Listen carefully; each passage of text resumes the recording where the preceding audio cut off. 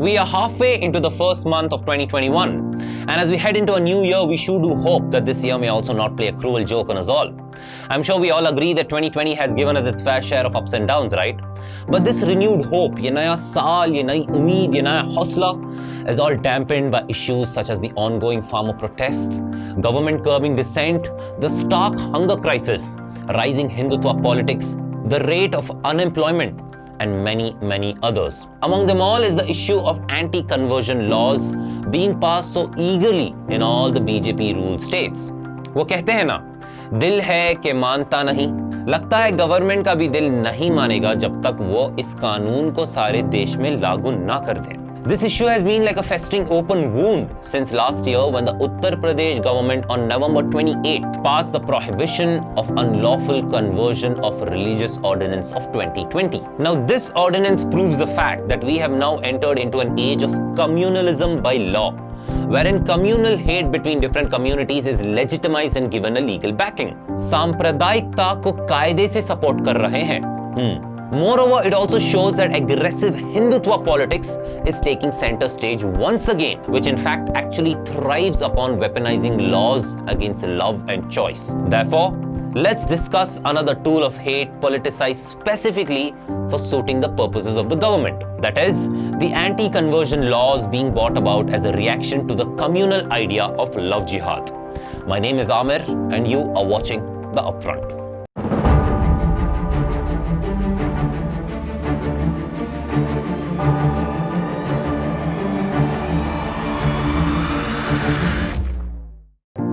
The coining of the two terms jihad and love is not accidental or completely out of the blue, but rather they are a result of a carefully planned conspiracy to target Muslim men. Now, the radical Hindu right wing do not consider that the biggest threat facing India is not the COVID-19 pandemic, the ever-increasing hunger crisis, the farmer distress, or even the record high rate of unemployment and poverty. But rather, the biggest threat is Muslim men who lure Hindu women into marriage with the intention of converting them to Islam. Few years ago, nobody in their right minds would have realized that a vague communal idea such as love jihad will be turned into such a dangerous political tool, resulting in the passing of an ordinance which is meant to tackle a problem which has no evidence of even existing. Therefore, this is seen largely as an attempt of the respective state governments to use this new law as a whip to break the back of minorities further by discriminating against them on the basis of religion. This law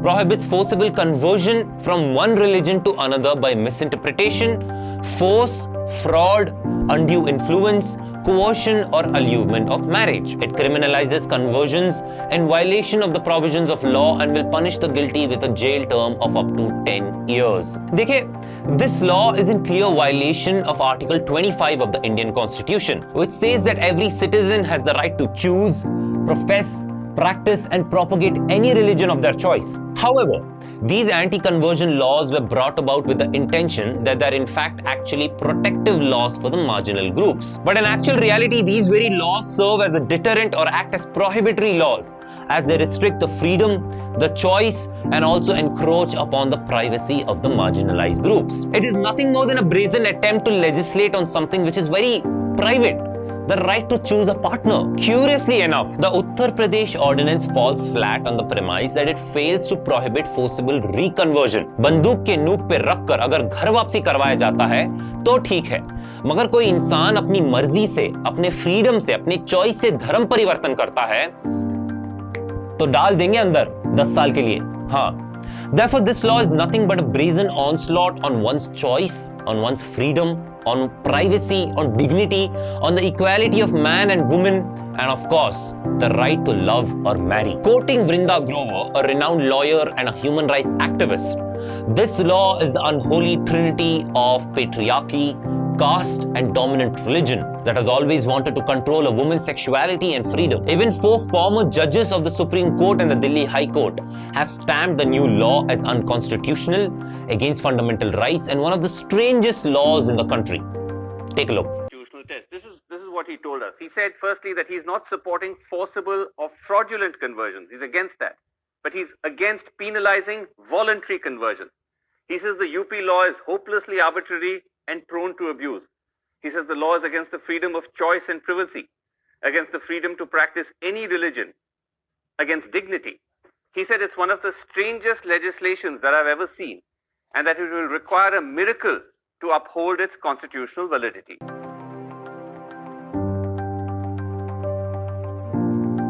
This law has been seen as a weapon to demonize Muslim men.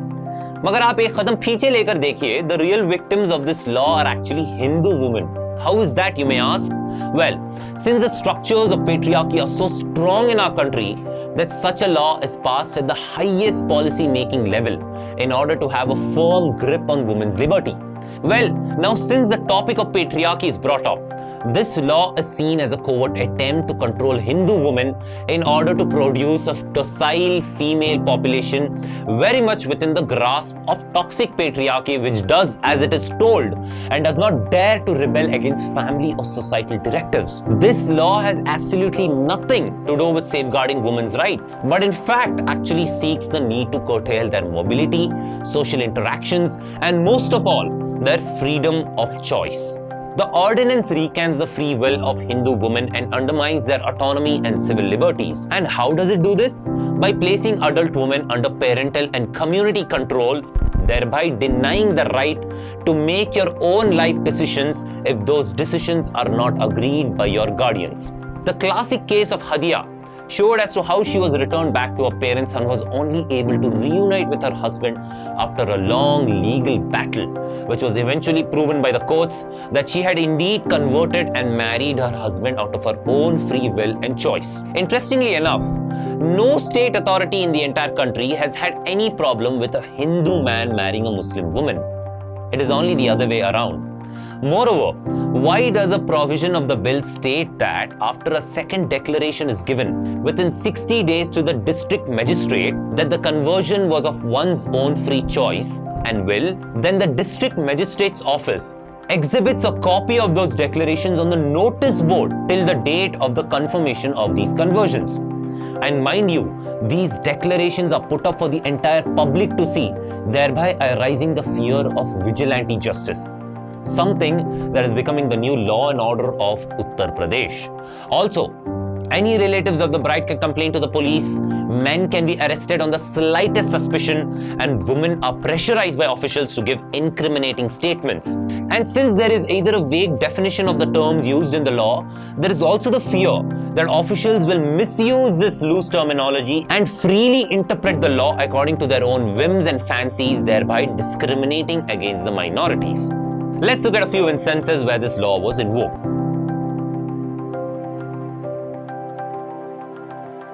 Within hours of the ordinance being passed, a young man was arrested in Uttar Pradesh, Bareilly, under this new law. The complaint was given by the father of the girl, who was actually the classmate of the boy. The girl got married last year, and yet the father accused the man of pressurizing the girl to convert. Now, under Section 12, the law places the burden of proof on the accused itself. That is, the accused has to prove that the conversion, if it has happened, was not affected by any misinterpretation, through the use of force, or by undue influence. Does this provision remind you of something else? UAPA. A few weeks ago, a 22-year-old woman and her husband went to register their marriage in Uttar Pradesh, but they were heckled by the members of a right-wing Hindu group.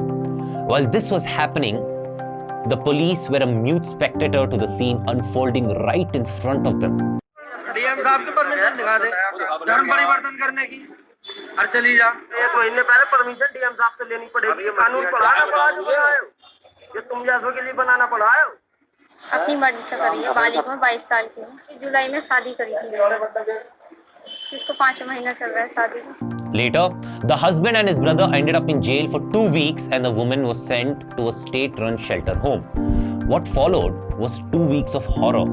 She was 3 months pregnant, and she eventually suffered a miscarriage due to medical negligence. The couple's crime was the alleged violation of the anti-conversion law, which carries a punishment of up to 10 years in jail. A few days ago, a teenager was arrested under this new law in Uttar Pradesh after the father of his 16-year-old classmate told the police that he had induced the girl to elope with him with the intention to marry and convert her. 16 years old, mind you. While they were returning back from a friend's birthday party, they were attacked by a group of saffron-clad men and were taken to the police station. The boy was promptly arrested and charged under this law. Both the mother and the daughter denied the fact that the boy was planning to elope with her. Furthermore, the Uttar Pradesh police, receiving a tip-off from the members of Hindu Yuva Vahini, went and stopped a wedding of an interfaith couple. The ceremony was taking place under Hindu rituals and both the families had consented to the marriage. But the ones who were not content were the right-wing groups who saw this as another opportunity to flex their hatred against the minorities. Let me give you a food for thought. Interestingly enough, how does this information that an interfaith couple are together reach these vigilante groups before reaching the police itself? Please tell us the answer if you know it in the comment section.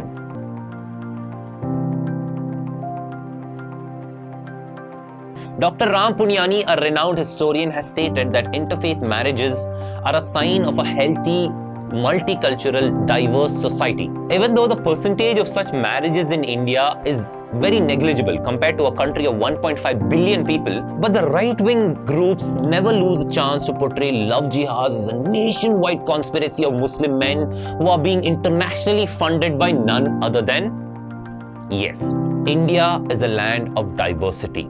Different religions, cultures and traditions bind us together as one whole colorful nation.